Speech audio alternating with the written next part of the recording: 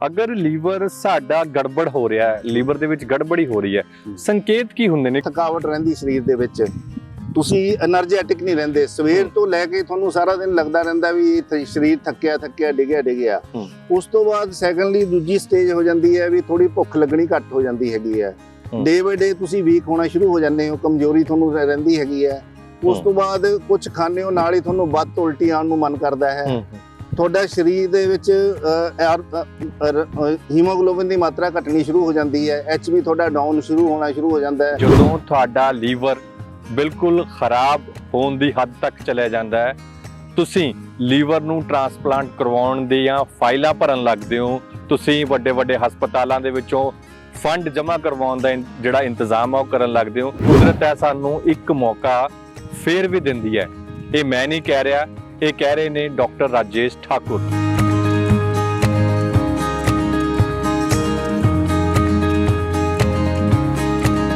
ਅਸੀਂ ਬਹੁਤ ਹੀ ਅੱਛੇ ਰਿਜ਼ਲਟ ਦਿੱਤੇ ਨੇ, ਜਿਨ੍ਹਾਂ ਵਿੱਚ ਪੇਸ਼ੈਂਟਸ ਨੂੰ ਕਹਿ ਦਿੱਤਾ ਜਾਂਦਾ ਸੀ ਵੀ now you have remaining 15 days, 15 ਦਿਨ ਹੈ ਤੁਹਾਡੇ ਕੋਲ। ਪੇਸ਼ੈਂਟ ਦਾ ਖਾਣਾ ਪੀਣਾ ਸਾਲ ਦਾ ਬੰਦ ਹੈ, ਐਸਾਈਟਿਸ ਹੋਇਆ ਹੈ, ਪੇਟ 'ਚ ਪਾਣੀ ਭਰਿਆ ਹੋਇਆ, ਟੈਪਿੰਗ ਕਰਵਾਉਣੀ ਪੈ ਰਹੀ ਹੈ ਉਹਨੂੰ 15 ਦਿਨਾਂ ਬਾਅਦ। ਉਸ ਤੋਂ ਬਾਅਦ ਬਾਹਾਂ ਉਹਦੀਆਂ ਇੰਨੀਆਂ ਪਤਲੀਆਂ ਰਹਿ ਗਈਆਂ, ਸਿਰਫ ਪੇਟ ਹੀ ਦਿਖਦਾ ਹੈਗਾ। ਇਦਾਂ ਦੇ ਪੇਸ਼ੈਂਟਸ ਨੂੰ ਵੀ ਅਸੀਂ ਵਾਪਸੀ ਦੇ ਵਿੱਚ ਠੀਕ ਕੀਤਾ ਗਾ। ਲੀਵਰ ਖਰਾਬ ਹੋਣ ਦੀ ਸਭ ਨਾਲੋਂ ਪਹਿਲੀ ਸਟੇਜ ਫੈਟੀ ਲਿਵਰ ਹੈ। ਅੱਜ 100 ਬੰਦਿਆਂ ਦਾ ਟੈਸਟ ਕਰਾਇਆ ਜਾਵੇ, ਜਿਹਦੇ ਵਿੱਚੋਂ 70 ਬੰਦਿਆਂ ਨੂੰ ਫੈਟੀ ਲਿਵਰ ਦੀ ਪ੍ਰੋਬਲਮ ਹੈ। ਲਿਵਰ ਸਿਰਫ ਓਨਲੀ ਬੋਡੀ ਦਾ ਇੱਕ ਆਰਗਨ ਹੈ ਜਿਹੜਾ ਆਪਣੇ ਆਪ ਨੂੰ ਆਪ ਰਿਪੇਅਰ ਕਰਦਾ ਹੈਗਾ। ਬਹੁਤ ਸਾਰੇ ਮਾਮਲਿਆਂ ਦੇ ਵਿੱਚ ਇਹ ਹੁੰਦਾ ਹੈ ਕਿ ਡਾਕਟਰ ਕਹਿ ਦਿੰਦਾ ਕਿ ਲੀਵਰ ਟ੍ਰਾਂਸਪਲਾਂਟ ਕਰਾ ਲਓ, ਇਸ ਤੋਂ ਇਲਾਵਾ ਸਾਡੇ ਕੋਲ ਹੋਰ ਕੋਈ ਹੱਲ ਨਹੀਂ ਹੈ। ਤੁਹਾਡੇ ਕੋਲ ਉਸ ਤੋਂ ਪਹਿਲਾਂ ਕੋਈ ਹੱਲ ਹੈ? ਅਸੀਂ ਪੇਸ਼ੈਂਟਸ ਨੂੰ ਇਹ ਕਹਿੰਦੇ ਹੈਗੇ ਵੀ ਤੁਸੀਂ ਜੇ ਕਰਵਾਉਣਾ ਹੀ ਹੈਗਾ ਕੋਈ ਗੱਲ ਨਹੀਂ, ਨੋ ਡਾਊਟ ਕਰਵਾਓ, ਪਰ ਤੁਸੀਂ 2 ਮਹੀਨੇ ਸਾਡੀ ਦਵਾਈ ਖਾ ਕੇ ਦੇਖ ਲਓ, ਜਿੰਨੇ ਦਿਨ ਤੱਕ ਅਗਰ ਤੁਹਾਨੂੰ ਵਾਪਸੀ ਹੋ ਗਈ ਤੇ ਮੇਰੇ ਹਿਸਾਬ ਨਾਲ ਜਿੰਨੇ ਪੇਸ਼ੈਂਟ ਸਾਡੇ ਕੋਲ ਆਏ ਨੇ ਉਹਨਾਂ ਨੂੰ ਲਿਵਰ ਟ੍ਰਾਂਸਪਲਾਂਟ ਕਰਾਉਣ ਦੀ ਲੋੜ ਨਹੀਂ ਪਈ। ਤਾਂ ਸਾਡੇ ਕੋਲ ਜਿਹੜੀ ਇੱਕ ਸੰਜੀਵਨੀ ਆ ਦਵਾਈ ਹੈਗੀ ਆ, ਆਹ ਦੇਖੋ, ਆਹ ਦਵਾਈ ਤਾਂ ਮਾਰਵਲਸ ਹੈਗੀ ਆ। ਇਹ ਸੋ ਮੈਨੀ ਡਿਜ਼ੀਜ਼, ਮੋਰ ਦੈਨ 10,000 ਡਿਜ਼ੀਜ਼ 'ਚ ਕੰਮ ਕਰਦੀ ਹੈਗੀ ਆ। ਪਰ ਤੁਸੀਂ ਇੱਕ ਹੋਰ ਚੀਜ਼ ਵੀ ਮੈਨੂੰ ਦੱਸ ਰਹੇ ਸੀ ਵੈਦ ਜੀ, ਕਿ ਜਦੋਂ ਲੀਵਰ ਦੀ ਸਮੱਸਿਆ ਹੁੰਦੀ ਹੈ ਤਾਂ ਤੁਹਾਡੀ ਗ੍ਰਸਤੀ ਜ਼ਿੰਦਗੀ ਵੀ ਜਿਹੜੀ ਪ੍ਰਭਾਵਿਤ ਹੋ ਜਾਂਦੀ ਹੈ। ਪ੍ਰੋਬਲਮ ਲੀਵਰ ਦੇ ਵਿੱਚ ਹੁੰਦੀ ਹੈ ਤੇ ਇਲਾਜ ਅਸੀਂ ਆਪਣੀ ਗ੍ਰਸਤੀ ਵਾਲੀ ਜ਼ਿੰਦਗੀ ਦਾ ਕਰਵਾਈ ਜਾ ਰਹੇ ਹਾਂ, ਆਪਣੀਆਂ ਜੇਬਾਂ ਹਲਕੀਆਂ ਜਿਹੜੀਆਂ ਕਰਵਾਈ ਜਾ ਰਹੇ ਹਾਂ। ਲੀਵਰ ਦਾ ਵੀ ਕੋਈ ਰੋਲ ਹੈ ਜੀ ਇਸ ਚੀਜ਼ 'ਚ? ਜਿਹੜੇ ਲੋਕ ਲੀਵਰ ਦੀ ਪਹਿਲੀ, ਦੂਜੀ, ਤੀਜੀ ਸਟੇਜ ਤੇ ਪਹੁੰਚ ਚੁੱਕੇ ਨੇ, ਉਹਨਾਂ ਨੂੰ ਤਾਂ ਤੁਹਾਡਾ ਫਾਰਮੂਲਾ ਕਾਰਗਰ ਸਾਬਿਤ ਹੋ ਸਕਦਾ ਹੈ, ਜਾਂ ਤੁਸੀਂ ਦਾਅਵਾ ਕਰਦੇ ਹੋ ਕਿ ਬੜਾ ਕਾਰਗਰ ਹੈ। ਤੇ ਜਿਹੜੇ ਲੋਕਾਂ ਨੂੰ ਅਜੇ ਸ਼ੁਰੂਆਤ ਹੈ ਲੀਵਰ ਦੀ, ਜਿਸ ਤਰ੍ਹਾਂ ਕਿ ਤੁਸੀਂ ਸਿੰਪਟਮ ਦੱਸੇ ਨੇ, ਤੇ ਫਿਰ ਉਹ ਘਰ ਦੇ ਵਿੱਚ ਵੀ ਆਪਣਾ ਕੋਈ ਇਲਾਜ ਕਰ ਸਕਦੇ ਨੇ ਜਿਸ ਦੇ ਉੱਤੇ ਕੋਈ ਮਿਹਨਤ ਜ਼ਿਆਦਾ ਨਾ ਲੱਗੇ ਜਾਂ ਕੋਈ ਪੈਸਾ ਉਹਨਾਂ ਦਾ ਨਾ ਲੱਗੇ। ਇਸ ਤਰ੍ਹਾਂ ਦਾ ਤੁਹਾਡੇ ਕੋਲ ਕੋਈ ਫਾਰਮੂਲਾ ਹੈ? ਹਾਂਜੀ ਬਿਲਕੁਲ। ਦੇਖੋ, ਲੀਵਰ ਤੁਸੀਂ ਆਪਣੇ ਨੂੰ ਠੀਕ ਰੱਖਣਾ ਹੈਗਾ, ਸਭ ਤੋਂ ਪਹਿਲਾਂ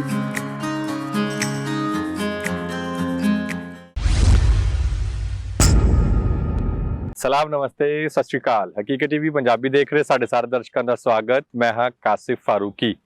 ਅਜੋਕੇ ਵੇਲੇ ਭੱਜ ਦੌੜ ਦੀ ਜ਼ਿੰਦਗੀ ਦੇ ਵਿੱਚ, ਪੈਸੇ ਕਮਾਉਣ ਦੀ ਹੋੜ ਦੇ ਵਿੱਚ, ਇੱਕ ਦੂਜੇ ਤੋਂ ਅੱਗੇ ਵਧਣ ਦੀ ਹੋੜ ਦੇ ਵਿੱਚ ਸਾਡੇ ਸਰੀਰ ਨੂੰ ਅਸੀਂ ਨਜ਼ਰਅੰਦਾਜ਼ ਕਰ ਦਿੰਦੇ ਹਾਂ। ਫਲਸਰੂਪ ਅਜਿਹੀਆਂ ਬਹੁਤ ਸਾਰੀਆਂ ਬਿਮਾਰੀਆਂ ਜਿਹੜੀਆਂ ਪਹਿਲਾਂ ਕਦੇ ਅਸੀਂ ਨਾਮ ਵੀ ਨਹੀਂ ਸੁਣਿਆ ਹੁੰਦਾ, ਉਹ ਸਾਡੇ ਸਰੀਰ ਨੂੰ ਆ ਚਿੰਬੜਦੀਆਂ ਨੇ। ਅਜਿਹੇ ਦੇ ਵਿੱਚ ਅਜੋਕੇ ਵੇਲੇ ਬਹੁਤ ਸਾਰੀਆਂ ਬਿਮਾਰੀਆਂ ਦੇ ਵਿੱਚੋਂ ਇੱਕ ਬਿਮਾਰੀ ਹੈ ਲੀਵਰ ਨਾਲ ਸੰਬੰਧਿਤ ਬਿਮਾਰੀਆਂ। ਉਹ ਬਿਮਾਰੀਆਂ ਜਦੋਂ ਤੱਕ ਸਾਨੂੰ ਪਤਾ ਲੱਗਦਾ ਹੈ ਤਾਂ ਉਦੋਂ ਤੱਕ ਬਹੁਤ ਦੇਰ ਹੋ ਚੁੱਕੀ ਹੁੰਦੀ ਹੈ। ਪਰ ਅਜਿਹੇ ਦੇ ਵਿੱਚ ਕੁਦਰਤ ਹੈ ਸਾਨੂੰ ਇੱਕ ਮੌਕਾ ਫੇਰ ਵੀ ਦਿੰਦੀ ਹੈ। ਇਹ ਮੈਂ ਨਹੀਂ ਕਹਿ ਰਿਹਾ, ਇਹ ਕਹਿ ਰਹੇ ਨੇ ਡਾਕਟਰ ਰਾਜੇਸ਼ ਠਾਕੁਰ। ਉਹਨਾਂ ਦਾ ਕਹਿਣਾ ਹੈ ਕਿ ਜਦੋਂ ਤੁਹਾਡਾ ਲੀਵਰ ਬਿਲਕੁਲ ਖਰਾਬ ਹੋਣ ਦੀ ਹੱਦ ਤੱਕ ਚਲਿਆ ਜਾਂਦਾ ਹੈ, ਤੁਸੀਂ ਲੀਵਰ ਨੂੰ ਟ੍ਰਾਂਸਪਲਾਂਟ ਕਰਵਾਉਣ ਦੇ ਜਾਂ ਫਾਈਲਾਂ ਭਰਨ ਲੱਗਦੇ ਹੋ, ਤੁਸੀਂ ਵੱਡੇ ਹਸਪਤਾਲਾਂ ਦੇ ਵਿੱਚੋਂ ਫੰਡ ਜਮ੍ਹਾਂ ਕਰਵਾਉਣ ਦਾ ਜਿਹੜਾ ਇੰਤਜ਼ਾਮ ਆ ਉਹ ਕਰਨ ਲੱਗਦੇ ਹੋ, ਤਾਂ ਕੁਦਰਤ ਤੁਹਾਨੂੰ ਇੱਕ ਮੌਕਾ ਅਜਿਹਾ ਦਿੰਦੀ ਹੈ ਕਿ ਤੁਸੀਂ ਆਪਣੇ ਉਸ ਲੀਵਰ ਨੂੰ, ਉਸ ਡੈਡ ਹੋ ਚੁੱਕੇ ਲੀਵਰ ਨੂੰ ਮੁੜ ਤੋਂ ਜਿਹੜਾ ਰੀਜਨਰੇਟ ਕਰ ਸਕਦੇ ਹੋ, ਮੁੜ ਸੁਰਜਿਤ ਕਰ ਸਕਦੇ ਹੋ। ਕਿਹੜੇ ਹਾਲਾਤਾਂ ਦੇ ਵਿੱਚ ਔਰ ਕਿਸ ਤਰੀਕੇ ਨਾਲ ਹੁੰਦਾ ਹੈ, ਸਾਡੇ ਨਾਲ ਅੱਜ ਖਾਸ ਤੌਰ ਤੇ ਗੱਲਬਾਤ ਕਰਨ ਦੇ ਲਈ ਜੁੜੇ ਨੇ ਡਾਕਟਰ ਰਾਜੇਸ਼ ਠਾਕੁਰ ਜੀ। ਉਹਨਾਂ ਦਾ ਪਹਿਲਾਂ ਸਵਾਗਤ ਕਰ ਲੈਂਦੇ ਹਾਂ। ਹਮੇਸ਼ਾ ਦੀ ਤਰ੍ਹਾਂ ਡਾਕਟਰ ਸਾਹਿਬ ਬਹੁਤ-ਬਹੁਤ ਸਵਾਗਤ ਹੈ ਹਕੀਕਤ ਟੀਵੀ ਪੰਜਾਬੀ ਤੇ। ਸਵਾਗਤ, ਥੈਂਕ ਯੂ ਜੀ ਫਰੂਕੀ ਸਾਹਿਬ, ਤੁਹਾਡਾ ਬਹੁਤ-ਬਹੁਤ ਸ਼ੁਕਰੀਆ ਜੀ। ਡਾਕਟਰ ਸਾਹਿਬ, ਸਭ ਤੋਂ ਪਹਿਲਾਂ ਸਾਨੂੰ ਇਹ ਗੱਲ ਸਮਝਾਓ ਕਿ ਅਜੋਕੇ ਵੇਲੇ ਜਿਹੜੀ ਲੀਵਰ ਦੀ ਸਮੱਸਿਆ ਹੈ, ਹਰ ਚੌਥੇ ਬੰਦੇ ਨੂੰ ਜਿਹੜੀ ਲੀਵਰ ਦੀ ਸਮੱਸਿਆ ਹੈ, ਜਿਹੜੇ ਲੋਕ ਨੇ ਜਾਂ ਪੇਸ਼ੈਂਟ ਹੈ ਟੈਸਟ ਪੱਥਰੀ ਕਰਵਾਉਣ ਜਾਂਦਾ ਹੈ ਤੇ ਗਿਫਟ ਦੇ ਰੂਪ ਦੇ ਵਿੱਚ ਉਹਨੂੰ ਫੈਟੀ ਲੀਵਰ ਮਿਲ ਜਾਂਦਾ ਹੈ। ਕਹਿੰਦੇ ਜੀ ਫੈਟੀ ਲੀਵਰ ਵੀ ਨਾਲ ਆ ਗਿਆ ਤੁਹਾਡੇ। ਹੋਰ ਵੀ ਬਹੁਤ ਸਾਰੀਆਂ ਚੀਜ਼ਾਂ ਨੇ ਜਿਹੜੀਆਂ ਅਸੀਂ ਅੱਜ ਡਿਸਕਸ ਕਰਾਂਗੇ। ਪਹਿਲਾਂ ਸਾਨੂੰ ਇਹ ਸਮਝਾਓ ਕਿ ਲੀਵਰ ਦੀ ਸਮੱਸਿਆ ਇੰਨੀ ਜ਼ਿਆਦਾ ਕਿਉਂ ਆ ਰਹੀ ਹੈ? ਦੇਖੋ ਫਰੂਕੀ ਸਾਹਿਬ, ਅੱਜ ਦੇ ਟਾਈਮ ਦੇ ਵਿੱਚ ਲਿਵਰ ਸਾਡੀ ਡਾਈਟ ਜੋ ਅਸੀਂ ਪੈਸਟੀਸਾਈਡ ਕੈਮੀਕਲ ਜਾਂ ਹੋਰ ਚੀਜ਼ਾਂ ਖਾ ਰਹੇ ਹਾਂ, ਸੈਕੰਡਲੀ ਲੈਕ ਆਫ ਐਕਸਰਸਾਈਜ਼, ਸਾਡਾ ਘੱਟ ਐਕਸਰਸਾਈਜ਼ ਕਰਨਾ, ਜੋ ਅਸੀਂ ਖਾ ਰਹੇ ਹਾਂ ਪੂਰੀ ਤਰ੍ਹਾਂ ਡਾਈਜੈਸਟ ਨਹੀਂ ਹੁੰਦਾ, ਜਿਹਦੇ ਕਰਕੇ ਸਭ ਤੋਂ ਪਹਿਲਾਂ ਸਾਡੇ ਲਿਵਰ ਦੇ ਆਸੇ-ਪਾਸੇ ਫੈਟ ਜੰਮਣਾ ਸ਼ੁਰੂ ਹੋ ਜਾਂਦਾ ਹੈਗਾ। ਲਿਵਰ ਖਰਾਬ ਹੋਣ ਦੀ ਸਭ ਨਾਲੋਂ ਪਹਿਲੀ ਸਟੇਜ ਫੈਟੀ ਲਿਵਰ ਹੈ। ਅੱਜ 100 ਬੰਦਿਆਂ ਦਾ ਟੈਸਟ ਕਰਾਇਆ ਜਾਵੇ ਜਿਹਦੇ ਵਿੱਚੋਂ 70 ਬੰਦਿਆਂ ਨੂੰ ਫੈਟੀ ਲਿਵਰ ਦੀ ਪ੍ਰੋਬਲਮ ਹੈਗੀ। ਇਹਦੇ ਸੋ ਮੈਨੀ ਰੀਜ਼ਨਸ ਹੈ। ਇਹ ਇੱਕ ਤਰ੍ਹਾਂ ਦੀ ਇਹਨੂੰ ਨੌਨ ਅਲਕੋਹਲਿਕ ਡਿਜ਼ੀਜ਼ ਵੀ ਕਹਿ ਸਕਦੇ ਹੈ ਔਰ ਅਲਕੋਹਲਿਕ ਡਿਜ਼ੀਜ਼ ਵੀ ਕਹਿ ਦਿੰਦੇ ਹੈਗੇ। ਜੀ ਅੱਛਾ, ਇਹ ਦੱਸੋ ਕਿ ਇਹ ਅਲਕੋਹਲਿਕ ਤੇ ਨਾਨ ਅਲਕੋਹਲਿਕ ਕਿਹੜੀ ਚੀਜ਼ ਹੈਗੀ ਹੈ ਤੇ ਸਭ ਤੋਂ ਜ਼ਿਆਦਾ ਜਿਹੜਾ ਸਾਡੇ ਲੀਵਰ ਨੂੰ ਕਿਹੜੀ ਚੀਜ਼ ਖਰਾਬ ਕਰਦੀ ਹੈ? ਅੱਜ ਦੇ ਸਮੇਂ ਦੇ ਵਿੱਚ ਲੀਵਰ ਖਰਾਬ ਹੋਣ ਦੇ ਵਿੱਚ 70 ਤੋਂ 80% ਜਿਹੜੀ ਪ੍ਰੋਬਲਮ ਹੈਗਾ ਉਹਦਾ ਕਾਰਨ ਅਲਕੋਹਲ ਔਰ ਫੂਡ ਹੈ। ਅਲਕੋਹਲ ਦੇ ਵਿੱਚ ਵੀ ਅੱਜ ਦੇ ਟਾਈਮ ਦੇ ਵਿੱਚ ਕਾਫੀ ਲੋਕ ਸ਼ਰਾਬ ਪੀਂਦੇ ਆ ਤੇ ਬਹੁਤ ਜ਼ਿਆਦਾ ਮਾਤਰਾ ਦੇ ਵਿੱਚ ਪੀਂਦੇ ਹੈ। ਸੈਕੰਡਲੀ ਜਿਹੜੇ ਜੰਕ ਫੂਡ ਹੋ ਗਏ, ਫਰਾਈਡ ਫੂਡ ਹੋ ਗਏ, ਇਹ ਵੀ ਲੀਵਰ ਖਰਾਬ ਹੋਣ ਦਾ ਇੱਕ ਬਹੁਤ ਵੱਡਾ ਕਾਰਨ ਹੈਗੇ। ਤੇ 20 ਤੋਂ 30% ਓਨਲੀ ਪੇਸ਼ੈਂਟਸ ਹੁੰਦੇ ਜਿਹੜੇ ਨੌਨ ਅਲਕੋਹਲਿਕ ਡਿਜ਼ੀਜ਼ ਦੇ ਨਾਲ ਹੁੰਦੇ, ਜਿਹਦੇ ਵਿੱਚ ਬੱਚੇ ਔਰ ਲੇਡੀਜ਼ ਹੁੰਦੀਆਂ। ਬੱਚੇ ਤੇ ਲੇਡੀਜ਼ ਨੂੰ ਵੀ ਪ੍ਰੋਬਲਮ ਉਹ ਕਿਵੇਂ ਹੁੰਦੀ ਹੈ? ਹਾਂਜੀ, ਉਹਨਾਂ ਦੇ ਇੱਕ ਤਰ੍ਹਾਂ ਦੇ ਉਹਨਾਂ ਨੂੰ ਕਹਿ ਲਓ ਵੀ ਜੈਨੇਟਿਕ ਪ੍ਰੋਬਲਮਸ ਹੁੰਦੀਆਂ ਹੈਗੀਆਂ, ਠੀਕ ਹੈ। ਤੇ ਜਾਂ ਕੁਝ ਪ੍ਰੋਬਲਮਸ ਵਾਇਰਸ ਦੇ ਥਰੂ ਹੁੰਦੀਆਂ, ਜਿੱਦਾਂ ਹੈਪਾਟਾਈਟਸ ਹੋ ਗਿਆ, A, B, C, ਇਹ ਤਿੰਨੇ ਵਾਇਰਸ ਦੇ ਥਰੂ ਬੋਡੀ ਦੇ ਵਿੱਚ ਐਂਟਰ ਕਰਦੇ ਹੈਗੇ ਆ, ਜਿਹੜੇ ਲਿਵਰ ਨੂੰ ਖਰਾਬ ਕਰਦੇ ਹੈ। ਜੀ ਅੱਛਾ, ਫਿਰ ਵੈਜੀ ਇੱਕ ਹੋਰ ਬੜਾ ਅਹਿਮ ਸਵਾਲ ਅਜੋਕੇ ਵੇਲੇ ਇਹ ਹੈ ਕਿ ਲੀਵਰ ਦੀਆਂ ਤੁਸੀਂ ਦੱਸ ਰਹੇ ਸੀ ਮੈਨੂੰ ਕਿ ਖਰਾਬ ਹੋਣ ਦੀਆਂ ਵੀ ਸਟੇਜਾਂ ਹੁੰਦੀਆਂ ਨੇ, ਉਹ ਕਿਹੜੀਆਂ ਸਟੇਜਾਂ ਨੇ ਜੀ? ਦੇਖੋ, ਲਿਵਰ ਸਭ ਤੋਂ ਪਹਿਲੀ ਸਟੇਜ ਇਹਦੀ ਫੈਟੀ ਲਿਵਰ ਹੈ, ਜਿਹਨੂੰ ਜ਼ਿਆਦਾਤਰ ਲੋਕ ਸਾਡੇ ਇਗਨੋਰ ਕਰਦੇ ਹੈ। ਅੱਜ ਕਹਿੰਦੇ ਨੇ ਜੀ ਫੈਟੀ ਲਿਵਰ ਤਾਂ ਹਰੇਕ ਦਾ, ਫਿਰ ਕੀ ਹੋਇਆ? ਜੀ ਜਦੋਂ ਫੈਟੀ ਲਿਵਰ ਥੋੜੀ ਦੇਰ ਰਹਿ ਜਾਣਾ, 2, 4, 5 ਸਾਲ, ਉਸ ਤੋਂ ਬਾਅਦ ਵੀ ਅਸੀਂ ਆਪਣੀ ਡਾਈਟ ਕੰਟਰੋਲ ਨਹੀਂ ਕਰ ਰਹੇ, ਅਲਕੋਹਲ ਇਨਟੇਕ ਕਰ ਰਹੇ ਹਾਂ, ਤੇ ਉਸ ਤੋਂ ਬਾਅਦ ਉਹ ਲਿਵਰ ਫਾਈਬਰੋਸਿਸ ਚ ਕਨਵਰਟ ਹੋ ਜਾਂਦਾ ਹੈ। ਠੀਕ ਹੈ ਨਾ। ਫਾਈਬਰੋਸਿਸ ਦੇ ਵਿੱਚ ਲਿਵਰ ਖਰਾਬ ਹੋਣਾ ਸ਼ੁਰੂ ਹੋ ਜਾਂਦਾ ਹੈਗਾ। ਉਸ ਤੋਂ ਬਾਅਦ ਨੈਕਸਟ ਸਟੇਜ ਆਉਂਦੀ ਹੈ ਫਿਰ liver cirrhosis, which is very dangerous. Liver cirrhosis ਦੇ ਵਿੱਚ ਮਾਡਰਨ ਸਾਇੰਸਿਸ ਚੋਂ ਵਾਪਸੀ ਹੋਣੀ ਅਸੰਭਵ ਹੈ। ਉਸ ਤੋਂ ਬਾਅਦ ਜੇ 2-4 ਸਾਲ ਲਿਵਰ ਸਰੋਸਿਸ ਦੇ ਨਾਲ ਲੜ ਕੇ ਬੰਦਾ ਰਹਿ ਗਿਆ, ਫਿਰ then it convert into liver cancer. So ਇਸ ਕਰਕੇ ਉਹਦਾ ਇੱਕਮਾਤਰ ਹੱਲ ਲਿਵਰ ਟ੍ਰਾਂਸਪਲਾਂਟ ਹੀ ਦੱਸਿਆ ਜਾਂਦਾ ਹੈ।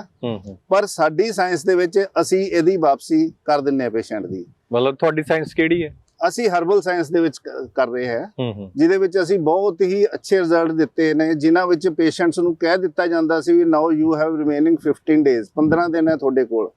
ਪੇਸ਼ੈਂਟ ਦਾ ਖਾਣਾ ਪੀਣਾ ਸਾਲ ਦਾ ਬੰਦ ਹੈ, ਐਸਾਈਟਿਸ ਹੋਇਆ, ਪੇਟ 'ਚ ਪਾਣੀ ਭਰਿਆ ਹੋਇਆ, ਟੈਪਿੰਗ ਕਰਵਾਉਣੀ ਪੈ ਰਹੀ ਹੈ ਉਹਨੂੰ 15 ਦਿਨਾਂ ਬਾਅਦ। ਉਸ ਤੋਂ ਬਾਅਦ ਬਾਹਾਂ ਉਹਨਾਂ ਦੀਆਂ ਇੰਨੀਆਂ ਪਤਲੀਆਂ ਰਹਿ ਗਈਆਂ, ਸਿਰਫ ਪੇਟ ਹੀ ਦਿਖਦਾ ਹੈਗਾ। ਇਦਾਂ ਦੇ ਪੇਸ਼ੈਂਟਸ ਨੂੰ ਵੀ ਅਸੀਂ ਵਾਪਸੀ ਦੇ ਵਿੱਚ ਠੀਕ ਕੀਤਾ ਕਾਫੀ ਪੇਸ਼ੈਂਟਸ। ਨਹੀਂ, ਪਰ ਤੁਸੀਂ ਦੱਸ ਰਹੇ ਸੀ ਕਿ ਕੁਦਰਤ ਹੈ ਮੌਕਾ ਜ਼ਰੂਰ ਦਿੰਦੀ ਹੈ ਇੱਕ ਵਾਰ। ਤੁਸੀਂ ਦੱਸ ਰਹੇ ਸੀ ਨਾਲੋਂ ਨਾਲ ਕਿ ਇੱਕ ਵੇਲਾ ਅਜਿਹਾ ਆਉਂਦਾ ਹੈ ਕਿ ਜਦੋਂ ਲਿਵਰ ਟ੍ਰਾਂਸਪਲਾਂਟ ਕਰਵਾਉਣ ਤੋਂ ਅਸੀਂ ਬਚ ਸਕਦੇ ਹਾਂ, ਲੱਖਾਂ ਦੇ ਖਰਚਿਆਂ ਤੋਂ ਅਸੀਂ ਬਚ ਸਕਦੇ ਹਾਂ।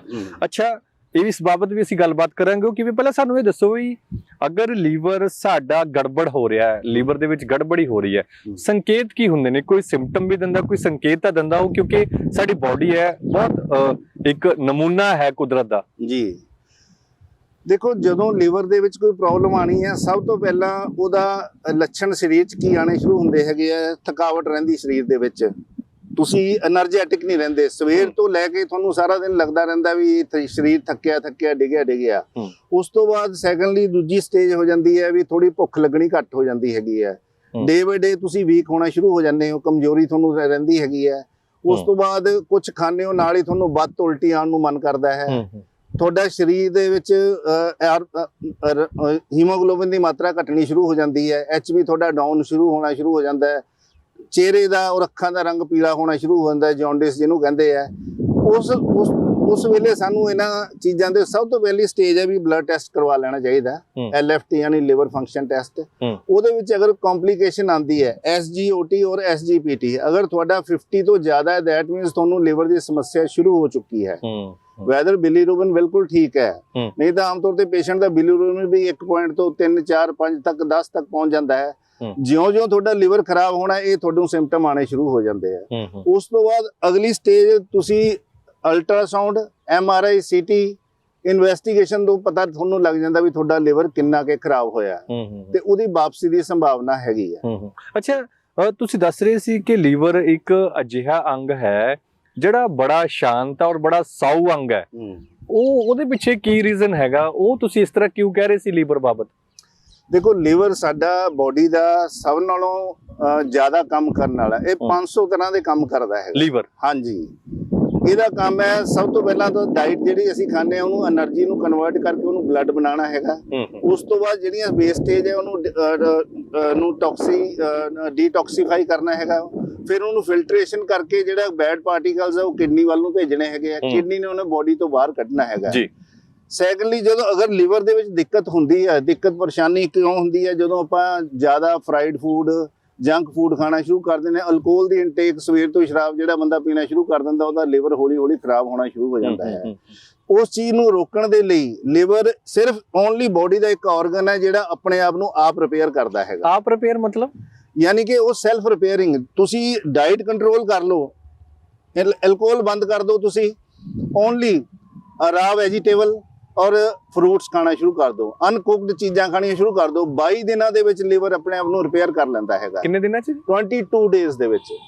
22 ਦਿਨਾਂ ਦੇ ਵਿੱਚ? ਹਾਂਜੀ ਹਾਂਜੀ। ਕੋਈ ਕੀਤਾ ਤੁਸੀਂ? Yes yes. ਜਿੱਦਾਂ ਦੇਖੋ ਇਨੀਸ਼ੀਅਲੀ ਸਟੇਜ ਦੇ ਵਿੱਚ ਜਿੱਦਾਂ ਜੌਂਡਿਸ ਵਗੈਰਾ ਹੋ ਗਿਆ ਹੈ ਨਾ, ਜੌਂਡਿਸ ਤੁਹਾਨੂੰ ਇੱਕ ਸਿੰਪਟਮ ਦਿੰਦਾ ਬੋਡੀ ਵੀ ਯਾਰ ਮੈਨੂੰ ਕੁਝ ਹੋ ਰਿਹਾ, ਮੇਰਾ ਖਿਆਲ ਕਰੋ, ਠੀਕ ਹੈ ਨਾ। ਪਰ ਆਪਾਂ ਕਈ ਵਾਰੀ ਹੋਰ ਚੀਜ਼ਾਂ ਖਾ ਕੇ ਆਪਾਂ ਕਹਿੰਦੇ ਅੱਖਾਂ ਪੀਲੀਆਂ, ਅੱਖਾਂ ਠੀਕ ਹੋ ਗਈਆਂ, ਸਾਡਾ ਲਿਵਰ ਠੀਕ ਹੋ ਗਿਆ, ਲਿਵਰ ਵੱਲ ਧਿਆਨ ਨਹੀਂ ਦਿੰਦੇ। ਇਸ ਤਰ੍ਹਾਂ ਦਾ ਨਹੀਂ ਹੁੰਦਾ। ਹਾਂ ਜੀ ਜੀ ਜੀ। ਤੇ ਫਿਰ ਇੱਕ ਡਾਕਟਰ ਸਾਹਿਬ ਇੱਕ ਹੋਰ ਬੜੀ ਚੀਜ਼ ਹੈਗੀ ਹੈ ਲੀਵਰ ਦੇ ਵਿੱਚ। ਤੁਸੀਂ ਦੱਸ ਰਹੇ ਕਿ ਲੀਵਰ 22 ਦਿਨਾਂ ਦੇ ਵਿੱਚ ਆਪਣੇ ਆਪ ਨੂੰ ਜਿਹੜਾ ਰਿਪੇਅਰ ਕਰ ਲੈਂਦਾ ਹੈ, ਯਾਨੀ ਆਪਣੇ ਆਪ ਨੂੰ ਠੀਕ ਕਰ ਲੈਂਦਾ ਹੈ ਜੀ। ਤੇ ਤੁਸੀਂ ਇੱਕ ਬਜ਼ੁਰਗ ਅੰਕਲ ਦੀ ਗੱਲ ਦੱਸ ਰਹੇ ਸੀ, ਬਜ਼ੁਰਗ ਬਾਬਾ ਜੀ ਦੀ ਗੱਲ ਦੱਸ ਰਹੇ ਸੀ ਕਿ ਜਿਨ੍ਹਾਂ ਦਾ ਪੇਟ ਫੁੱਲਿਆ ਹੋਇਆ, ਉਹ ਕੀ ਕੰਡੀਸ਼ਨ ਚ ਆਇਆ ਸੀ ਤੁਹਾਡੇ ਕੋਲ? ਉਹ ਪੇਸ਼ੈਂਟ, ਉਹਨਾਂ ਦਾ ਬੱਚੇ ਇੰਗਲੈਂਡ ਰਹਿੰਦੇ ਹੈਗੇ ਆ, ਉਹ ਇੱਥੇ ਗੁਰਾਇਆਂ ਦੇ ਕੋਲ ਰਹਿੰਦੇ ਹੈਗੇ ਆ, ਕੇਅਰ ਟੇਕਰ ਉਹਨਾਂ ਦਾ ਟੇਕ ਕਰ ਰਹੇ, ਆਪਣਾ ਕੇਅਰ ਟੇਕ ਕਰ ਰਹੇ। ਤੇ ਉਹਨਾਂ ਅੰਕਲ ਜੀ ਨੂੰ ਦਿੱਕਤ ਸੀਗੀ, ਉਹਨਾਂ ਦਾ ਸਿਰੋਸਿਸ ਆਫ ਲਿਵਰ ਹੋ ਗਿਆ ਸੀਗਾ ਤੇ ਉਹਨਾਂ ਦਾ ਪੇਟ, ਮਤਲਬ ਆਖਰੀ ਸਟੇਜ। ਹਾਂਜੀ ਹਾਂਜੀ ਹਾਂਜੀ। ਉਹਨਾਂ ਦਾ ਪੇਟ ਇੰਨਾ ਬੜਾ ਹੋ ਗਿਆ ਸੀਗਾ ਤੇ 4 ਜਾਂ 5 ਦਿਨਾਂ ਬਾਅਦ ਉਹਨਾਂ ਨੂੰ ਟੈਪਿੰਗ ਕਰਵਾਉਣੀ ਪੈਂਦੀ ਸੀ, ਉਹਨਾਂ ਨੂੰ ਪਾਣੀ ਕਢਵਾਉਣਾ ਪੈਂਦਾ ਸੀ। ਉਹ ਕੀ ਹੁੰਦਾ? ਮਤਲਬ ਟੈਪਿੰਗ ਕੀ ਹੁੰਦਾ? ਟੈਪਿੰਗ ਮਤਲਬ ਵੀ ਜਿਹੜਾ ਐਕਸਟਰਾ ਫਲੂਇਡ ਇਕੱਠਾ ਹੋ ਜਾਂਦਾ ਹੈਗਾ, ਜਿਹੜਾ ਯੂਰਿਨ ਰਸਤੇ ਬੋਡੀ ਚੋਂ ਬਾਹਰ ਨਹੀਂ ਜਾਂਦਾ, ਉਹ ਬੋਡੀ ਦੇ ਅੰਦਰ ਹੀ ਇਕੱਠਾ ਹੋ ਜਾਂਦਾ ਹੈਗਾ ਜੇ ਲੀਵਰ ਫੰਕਸ਼ਨ ਬੰਦ ਕਰ ਦੇਵੇ। ਜੀ ਯੈਸ। ਤੇ ਉਹ ਫਿਰ ਸਾਨੂੰ ਸਿਰਿੰਜਿੰਗ ਦੇ ਨਾਲ ਕਢਵਾਉਣਾ ਪੈਂਦਾ ਹੈਗਾ। ਉਸ ਤੋਂ ਬਾਅਦ ਫਿਰ ਨਾਲ ਇੰਜੈਕਸ਼ਨ ਵਗੈਰਾ ਲੱਗਦੇ ਆ, ਨਹੀਂ ਤਾਂ ਪੇਸ਼ੈਂਟ ਕਾਫੀ ਸਿੱਕ ਹੋ ਜਾਂਦਾ ਹੈਗਾ। ਤੇ ਉਹ ਕਾਫੀ ਦੇਰ ਤੋਂ ਕੰਟੀਨਿਊ ਇਸ ਤਰ੍ਹਾਂ ਕਰ ਰਹੇ ਸੀਗੇ। ਜਦੋਂ ਉਹਨਾਂ ਨੂੰ ਮੇਰੇ ਬਾਰੇ ਪਤਾ ਲੱਗਿਆ ਤੇ 1 ਮਹੀਨੇ ਦੇ ਵਿੱਚ ਉਹਨਾਂ ਦੀ ਇਹ ਕੰਡੀਸ਼ਨ ਆ ਗਈ, ਜਿਹੜਾ ਉਹਨਾਂ ਦਾ ਪੇਟ ਪੱਥਰ ਵਰਗਾ ਹੈਵੀ ਸੀਗਾ, ਉਹ ਬਿਲਕੁਲ ਰੂਈ ਵਰਗਾ ਸੌਫਟ ਹੋ ਗਿਆ ਸੀਗਾ। ਤੇ ਉਹਨਾਂ ਦੀ ਟੈਪਿੰਗ ਦੀ ਪਹਿਲੀ ਵਾਰੀ 'ਚ ਹੀ ਉਹਨਾਂ 15 ਦਿਨ ਦਾ ਫਰਕ ਪੈ ਗਿਆ ਸੀਗਾ। ਤੇ ਹੁਣ ਅੱਜ 2-2.5 ਮਹੀਨੇ ਹੋ ਗਏ, ਉਹਨਾਂ ਦੀ ਟੈਪਿੰਗ ਬੰਦ ਹੋ ਚੁੱਕੀ ਹੈ। ਉਹਨਾਂ ਦੀ ਡਾਈਟ ਬਹੁਤ ਅੱਛੀ ਹੋ ਗਈ ਹੈ। ਜਿਹੜਾ ਅਸੀਂ ਨਾਲ ਡਾਈਟ ਚਾਰਟ ਦਿੰਨੇ ਹੈਗੇ ਆ, ਉਸ ਚਾਰਟ ਦਾ ਅਗਰ ਤੁਸੀਂ ਫੋਲੋ ਕਰੋਗੇ ਤਾਂ ਤੁਹਾਡਾ ਸਲੋਲੀ ਲਿਵਰ ਰਿਵਰਸ ਵੱਲ ਆਉਣਾ ਸ਼ੁਰੂ ਹੋ ਜਾਏਗਾ। ਐਸਾ ਕੀ ਫਾਰਮੂਲਾ ਜੀ ਤੁਹਾਡੇ ਕੋਲ? ਸਾਡੇ ਕੋਲ ਜਿਹੜੀ ਇੱਕ ਸੰਜੀਵਨੀ ਦਵਾਈ ਹੈਗੀ ਆ, ਆ ਦੇਖੋ, ਆ ਦਵਾਈ ਤਾਂ ਮਾਰਵਲਸ ਹੈਗੀ ਹੈ। ਇਹ ਸੋ ਮੈਨੀ ਡਿਜ਼ੀਜ਼, ਮੋਰ ਦੈਨ 10,000 ਡਿਜ਼ੀਜ਼ 'ਚ ਕੰਮ ਕਰਦੀ ਹੈਗੀ ਹੈ। ਇਹਦੇ ਨਾਲ ਅਸੀਂ ਹੋਰ ਦਵਾਈ ਐਡ ਕਰਦੇ ਹੈਗੇ ਆ, ਹਰਬਲ ਮੈਡੀਸਿਨਸ ਹੈਗੀਆਂ ਜਿਹੜੀਆਂ ਕਿ ਬਹੁਤ ਹੀ ਅੱਛੇ ਮਾਰਵਲਸ ਰਿਜ਼ਲਟ ਦਿੰਦੀਆਂ ਹੈਗੀਆਂ। ਅੱਛਾ, ਤੇ ਫਿਰ ਵੈਜੀ ਇੱਕ ਹੋਰ ਬੜੀ ਚੀਜ਼ ਹੈਗੀ ਹੈ, ਜਿਹੜੇ ਲੋਕ ਨੇ ਕਹਿੰਦੇ ਨੇ ਜੀ ਕੁਝ ਹੋਰ ਨਹੀਂ ਹੁੰਦਾ ਤੇ ਲੀਵਰ ਟ੍ਰਾਂਸਪਲਾਂਟ ਕਰਾ ਲਈਏ, ਬੜਾ ਖਰਚਾ ਹੁੰਦਾ ਹੈ। ਤੇ ਬਹੁਤ ਸਾਰੇ ਲੋਕ ਅਜਿਹੇ ਨੇ ਜਿਹੜੇ ਇਸ ਵੇਲੇ ਦੇਖ ਵੀ ਰਹੇ ਹੋਣਗੇ ਜਾਂ ਜਿਨ੍ਹਾਂ ਨਾਲ ਇਹ ਜਿਹੜਾ ਚੈਪਟਰ ਹੈ ਉਹ ਵਾਪਰਿਆ ਵੀ ਹੋਊਗਾ। ਬਹੁਤ ਸਾਰੇ ਮਾਮਲਿਆਂ ਦੇ ਵਿੱਚ ਇਹ ਹੁੰਦਾ ਹੈ ਕਿ ਡਾਕਟਰ ਕਹਿ ਦਿੰਦਾ ਕਿ ਲੀਵਰ ਟ੍ਰਾਂਸਪਲਾਂਟ ਕਰਾ ਲਓ, ਇਸ ਤੋਂ ਇਲਾਵਾ ਸਾਡੇ ਕੋਲ ਹੋਰ ਕੋਈ ਹੱਲ ਨਹੀਂ ਹੈ। ਤੁਹਾਡੇ ਕੋਲ ਉਸ ਤੋਂ ਪਹਿਲਾਂ ਕੋਈ ਹੱਲ ਹੈ? ਲੀਵਰ ਟ੍ਰਾਂਸਪਲਾਂਟ ਤੋਂ ਪਹਿਲਾਂ ਆਪਾਂ ਗੱਲ ਕਰਦੇ ਹਾਂ ਜੀ। ਦੇਖੋ, ਲੀਵਰ ਟ੍ਰਾਂਸਪਲਾਂਟ ਜਿਸ ਪੇਸ਼ੈਂਟ ਨੂੰ ਕਹਿਤਾ ਹੈ ਉਹਦੇ ਵਿੱਚ ਕੀ ਕੰਪਲਿਕੇਸ਼ਨ ਆਉਂਦੀਆਂ। ਸਭ ਤੋਂ ਪਹਿਲਾਂ ਤਾਂ ਇਹਦਾ ਪੈਕੇਜ 20 ਤੋਂ 25 ਲੱਖ ਰੁਪਏ ਦਾ ਪੈਕੇਜ ਹੁੰਦਾ ਹੈ। ਸੈਕੰਡਲੀ ਡੋਨਰ ਦਾ ਤੁਹਾਨੂੰ ਅਰੇਂਜਮੈਂਟ ਖੁਦ ਕਰਨਾ ਪੈਂਦਾ ਹੈਗਾ। ਉਸ ਤੋਂ ਬਾਅਦ ਵੀ ਤੁਹਾਨੂੰ ਕੋਈ ਬਹੁਤ ਜ਼ਿਆਦਾ ਗਾਰੰਟੀ ਨਹੀਂ ਹੈਗੀ ਵੀ ਤੁਹਾਡਾ ਲਿਵਰ ਅੱਛੀ ਤਰ੍ਹਾਂ ਵਰਕਿੰਗ ਕਰੇਗਾ। ਅਸੀਂ ਪੇਸ਼ੈਂਟਸ ਨੂੰ ਇਹ ਕਹਿੰਦੇ ਹੈਗੇ ਵੀ ਤੁਸੀਂ ਜੇ ਕਰਵਾਉਣਾ ਹੀ ਹੈਗਾ ਕੋਈ ਗੱਲ ਨਹੀਂ, ਨੋ ਡਾਊਟ ਕਰਵਾਓ, ਪਰ ਤੁਸੀਂ 2 ਮਹੀਨੇ ਸਾਡੀ ਦਵਾਈ ਖਾ ਕੇ ਦੇਖ ਲਓ ਜਿੰਨੇ ਦਿਨ ਤੱਕ, ਅਗਰ ਤੁਹਾਨੂੰ ਵਾਪਸੀ ਹੋ ਗਈ ਤੇ ਮੇਰੇ ਹਿਸਾਬ ਨਾਲ ਜਿੰਨੇ ਪੇਸ਼ੈਂਟ ਸਾਡੇ ਕੋਲ ਆਏ ਨੇ ਉਹਨਾਂ ਨੂੰ ਲਿਵਰ ਟ੍ਰਾਂਸਪਲਾਂਟ ਕਰਾਉਣ ਦੀ ਲੋੜ ਨਹੀਂ ਪਈ। ਮਤਲਬ ਤੁਹਾਡਾ ਕਹਿਣ ਦਾ ਮਤਲਬ ਇਹ ਹੈ ਕਿ ਜਦੋਂ ਤੱਕ ਫਾਈਲਿੰਗ ਹੁੰਦੀ ਹੈ, ਕਿਉਂਕਿ ਇਹ ਬੜਾ ਲੰਮਾ ਤੇ ਕੰਪਲਿਕੇਟਡ ਪ੍ਰੋਸੈਸ ਹੈਗਾ, ਵੀ ਜਦੋਂ ਤੱਕ ਉਹ ਚੀਜ਼ ਹੋਣੀ ਹੈ ਉਦੋਂ ਤੱਕ ਤੁਹਾਡੀ ਜਿਹੜਾ ਫਾਰਮੂਲਾ ਹੈਗਾ ਤੁਸੀਂ ਦੱਸ ਰਹੇ ਹੋ ਉਹ ਉਸ ਨੂੰ ਅਜ਼ਮਾਉਣਾ, ਤੁਸੀਂ ਕਹਿ ਰਹੇ ਹੋ ਕਿ ਉਸ ਨੂੰ ਅਜ਼ਮਾ ਲਿਆ ਜਾਵੇ, ਉਹਦੇ ਨਾਲ ਪੇਸ਼ੈਂਟ ਦਾ ਹੀ ਬੈਨੀਫਿਟ ਹੈ। ਕਿਉਂਕਿ ਜਿਹੜਾ ਲਿਵਰ ਟ੍ਰਾਂਸਪਲਾਂਟ ਹੈ ਬੜਾ ਇੱਕ ਪੇਨਫੁਲ ਪ੍ਰੋਸੀਜਰ ਹੈਗਾ, ਡੋਨਰ ਨੂੰ ਔਰ ਆਪਣਾ ਟੇਕਰ ਨੂੰ ਦੋਵਾਂ ਨੂੰ ਬਹੁਤ ਬੜਾ ਇੱਕ ਮੋਰ ਦੈਨ 200 ਸਟਿਚਸ ਲੱਗਦੇ ਹੈਗੇ, ਬਹੁਤ ਵੱਡਾ ਕੱਟ ਲੱਗਦਾ ਹੈਗਾ।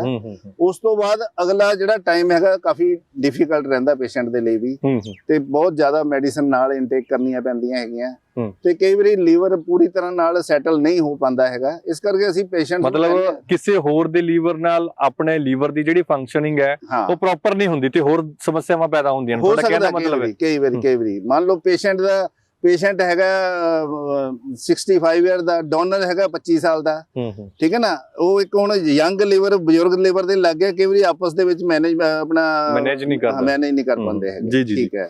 ਅੱਛਾ, ਇੱਕ ਗੱਲ ਹੋਰ ਦੱਸੋ ਕਿ ਜਿਹੜੇ ਲੋਕ ਲੀਵਰ ਦੀ ਪਹਿਲੀ ਦੂਜੀ ਤੀਜੀ ਸਟੇਜ ਤੇ ਪਹੁੰਚ ਚੁੱਕੇ ਨੇ ਉਹਨਾਂ ਨੂੰ ਤਾਂ ਤੁਹਾਡਾ ਫਾਰਮੂਲਾ ਕਾਰਗਰ ਸਾਬਿਤ ਹੋ ਸਕਦਾ ਹੈ, ਜਾਂ ਤੁਸੀਂ ਦਾਅਵਾ ਕਰਦੇ ਹੋ ਕਿ ਬੜਾ ਕਾਰਗਰ ਹੈ, ਤੇ ਜਿਹੜੇ ਲੋਕਾਂ ਨੂੰ ਅਜੇ ਸ਼ੁਰੂਆਤ ਹੈ ਲੀਵਰ ਦੀ, ਜਿਸ ਤਰ੍ਹਾਂ ਕਿ ਤੁਸੀਂ ਸਿੰਪਟਮ ਦੱਸੇ ਨੇ, ਤੇ ਫਿਰ ਉਹ ਘਰ ਦੇ ਵਿੱਚ ਵੀ ਆਪਣਾ ਕੋਈ ਇਲਾਜ ਕਰ ਸਕਦੇ ਨੇ ਜਿਸ ਦੇ ਉੱਤੇ ਕੋਈ ਮਿਹਨਤ ਜ਼ਿਆਦਾ ਨਾ ਲੱਗੇ ਜਾਂ ਕੋਈ ਪੈਸਾ ਉਹਨਾਂ ਦਾ ਨਾ ਲੱਗੇ, ਇਸ ਤਰ੍ਹਾਂ ਦਾ ਤੁਹਾਡੇ ਕੋਲ ਕੋਈ ਫਾਰਮੂਲਾ ਹੈ? ਹਾਂਜੀ ਬਿਲਕੁਲ।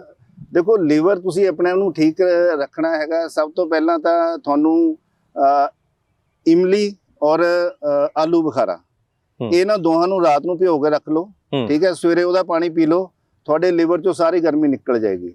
15 ਦਿਨਾਂ ਦੇ ਵਿੱਚ ਲਿਵਰ ਤੁਹਾਡਾ ਕਾਫੀ ਅੱਛਾ ਹੋ ਜਾਏਗਾ।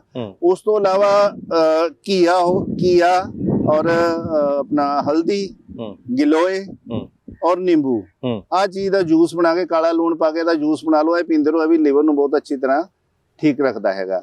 ਅਸੀਂ ਆਮ ਤੌਰ ਤੇ ਨਿਕਲਦੇ ਉਦੋਂ ਹੀ ਹੈ ਜਦੋਂ ਦੇਖਿਆ ਵੀ ਲਿਵਰ ਦੀ ਕੰਡੀਸ਼ਨ ਬਹੁਤ ਜ਼ਿਆਦਾ ਖਰਾਬ ਹੋ ਗਈ ਹੈ। ਉਸ ਤੋਂ ਬਾਅਦ ਵੀ ਸਾਡੇ ਕੋਲ ਹੁਣ ਕਈ ਐਸੇ ਪੇਸ਼ੈਂਟ ਹੈਗੇ ਆ ਉਹਨਾਂ ਦਾ ਲਿਵਰ ਸਿਰੋਸਿਸ ਹੋ ਗਿਆ ਹੋਇਆ, ਲਿਵਰ ਫਾਈਬਰੋਸਿਸ ਹੋ ਗਿਆ ਹੋਇਆ, ਉਸ ਤੋਂ ਬਾਅਦ ਵੀ ਉਹ ਕੀ ਕਰਦੇ ਆ, 2 ਮਹੀਨੇ ਬਾਅਦ ਠੀਕ ਹੋ ਗਏ ਨਾ, ਉਹਨਾਂ ਦਾ ਅਗਲਾ ਟਾਰਗੇਟ ਸਿਰਫ ਇਹ ਹੁੰਦਾ ਵੀ ਡਾਕਟਰ ਸਾਹਿਬ ਯਾਰ ਮੈਂ ਪੈਗ ਕਦੋਂ ਤੋਂ ਲਾ ਸਕਦਾ ਹੈਗਾ।